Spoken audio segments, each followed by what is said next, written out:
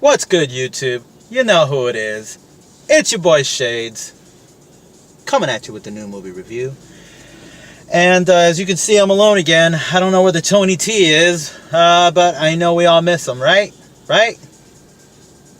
What's up? So what's going on? I want to talk about Dunkirk. Let's start with the positive. Then we'll go to the negative. And then we'll go to the lesson in this movie, I guess. Man, this is a real hard one. I kind of wish Tony was here for this one. I'm quite sure Tony absolutely loved it. Okay, positive notes. Christopher Nolan, as far as the cinematography, the acting, the dramatization, all top notch. Applause. Capturing moments, top notch. There's a certain respect for this movie. I guess it's based on a true story as well. That's all the positive note. And all the way down to the sound quality, loud noise, stuff that could really make you get under your skin. Like, wow, I'm kind of feeling like I'm there, getting bombed. So yeah, that's all top notch. Nothing held back as far as that goes. And that's where I'm going to end the positive note here. Negatives! Because I got to keep it 100. Just can't say this is the movie of the year or one of the best of the year just because Christopher Nolan made it and because they hyped it up to be that way. I'm quite sure Tony T has his reasons for probably loving it. I'm not sure yet. But he's not here. So let's talk about him. Nah, just kidding. Alright, negatives. How do I say this? It's really hard to. I really wish I could give this movie 5 stars. Just on the facts that I just gave you. All the positive notes that I just gave you. But, with that in mind. Oh, man. I understand there's a certain length of time, especially on certain scenes, that I felt needed to be concentrated on longer. But here's the problem. You got to do better. Every freaking scene is dragged out. Come on. Yeah, certain scenes, but every single scene is just dragged out. On the respectful part of this, there's a really, for example, there's a powerful moment. A lot of you that don't know what's going on with this Dunkirk.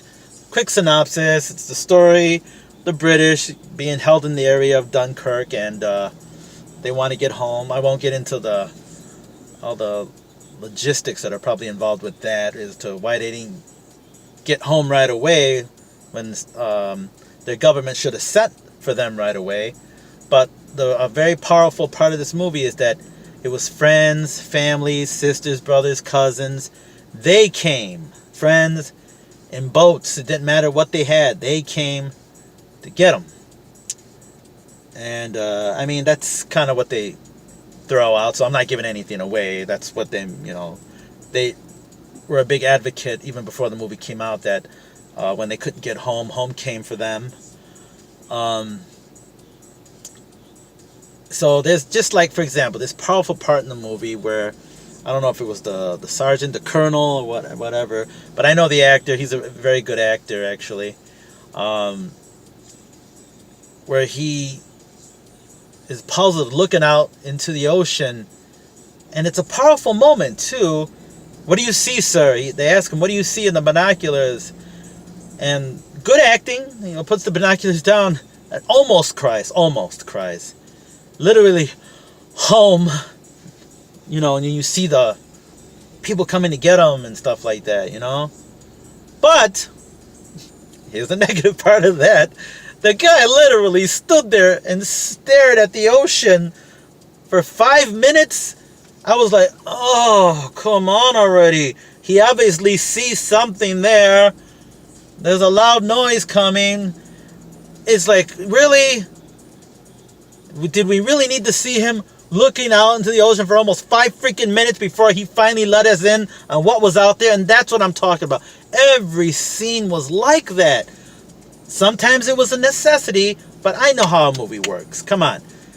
You gotta move it better. You can get the same dramatization, the same powerful reaching the whatever targeted audience you want to reach. You can get all that without dragging it out and dragging it out. I mean, the movie was at least 2 hours, maybe a little more than 2 hours. If they would have just cut through a lot of the baloney, this movie would have easily been an hour, 40 minutes maybe. But they just, a lot of unnecessary dragging out. A lot of you are going to disagree with me, probably.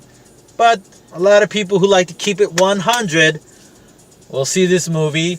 Yes, I understand the message. I understand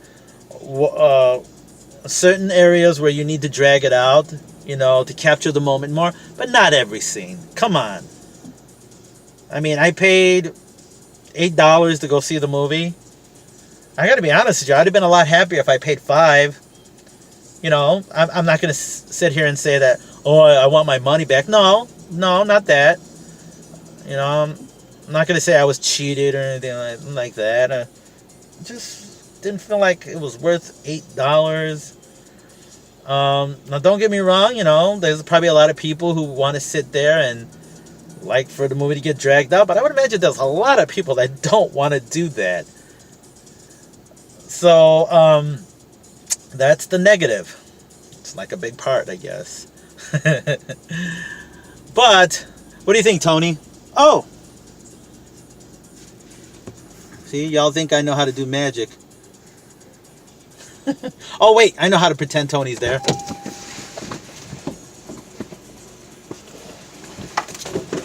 Black Hawks, baby. We'll put this right here. There we go. Tony's so skinny anyway. What do you think? Put that hat right there like that. What's up, Tony? Did you like the movie? Yeah. Y'all thinking I'm going nuts. I'm not. I'm just messing around. If you're watching this, Tony, that's me teasing you. Oh, and by the way, congratulations to Tony T. He's got himself a new girlfriend. Ooh la la. But she's very beautiful. I'm very proud of you. Bring her to the movies. But aside from the for all yous, now you know I'm not bald. I got plenty of hair.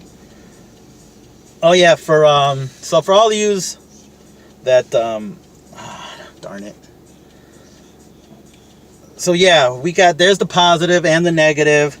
The lesson is I feel like other countries, that powerful moment where other countries care enough to go there for their to get their people back. I mean, the United States, we have our own way of on TV or, you know, promotional things that look like, you know, we honor our vets, or, you know, we like to advocate the message of we have our freedoms because of what they're doing.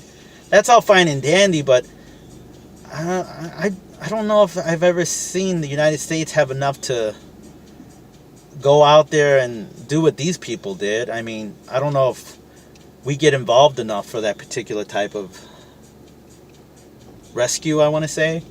I mean, on the other hand, I could be wrong, you know. I just feel like maybe in America we take a lot more things for granted, our freedoms for granted. So that's the message, and it's a positive one. I think you could learn from this movie. Like I said, they just dragged it out too much, too much, every scene. They also get a little confusing too. You know, when they're showing the past, there's an art and a craft to showing the audience, okay, look at this is happening, right, but here's what happened yesterday or earlier in the day with this particular person. They just kind of go right to it. And some of the people I was sitting next to were like, what scene am I watching? And they're like, wait a minute, I thought he was over there on the boat. Now he's over here on land. They were showing the past, but to show you how they didn't particularly use an art and a craft to show you that they're showing you the past now. People got confused. That's not me. I knew exactly where we were, but there was a father and son there. It looked like it was a teenager or something, and they were both confused. I told them, I go, no, they're showing what happened, I think, the day before. And they were like, oh, okay. So, yeah, people going to get confused with that. Got to do better, guys. You got to do better. I don't want to make the video any longer. But Dunkirk, I wish I could give it 5 stars. I'm not advocating, don't go see this movie. I would say see it on your own time. Don't be in a rush. Still think Wonder Woman's got the edge over, and Spider-Man was good too. Still a lot of good movies out there. Dunkirk is a powerful movie, but you'll know what I mean by when I say it drags on and on and on and on. So, there it is, guys. I wish I could give it 5 stars. I'm going to give it 2.5. I know I'm going to get wrapped. I know I'm going to get punched in the mouth by Tony T for that one. But, alright, guys. This is Shade signing off. I salute you today, every day. And on a different note, I'm in Chicago, your friendly neighborhood Uber driver and Lyft driver. I will leave links down. If you're thinking about joining, use my promo code, or if you know somebody, get a promo code from them, you know. Don't get on Uber or Lyft without a promo code, because then you miss out on the bonus, the sign-on bonus, okay? And there's a lot of things going on. There's a new app that's called Maestro. I'm going to leave a link for that too. Look into that, guys. It's a wonderful app called Maestro. Look into it, because what it does is that it keeps you safer, and actually will make you more money, because the app can literally, if you're doing Uber and Lyft, what it does is, instead of you trying to switch over to Lyft, it automatically does it for you. It filters out rides that you don't want to go to that might be too far. So you can set it to rides within 5, 6, 7, 8, 9, 10, 11, 12 minutes. Whatever, you know, if you only want to travel 7 minutes to every Uber pickup, it will, even with Lyft too, it will designate it that you only have to travel 7 minutes instead of getting other rides and, you know, canceling because they're too far, and then your not only your acceptance rate goes down, your cancellation goes up, which is not good. But yeah, guys, sorry the video's so long. Salute you today and every day. Later, guys. Shade signing off. Bye.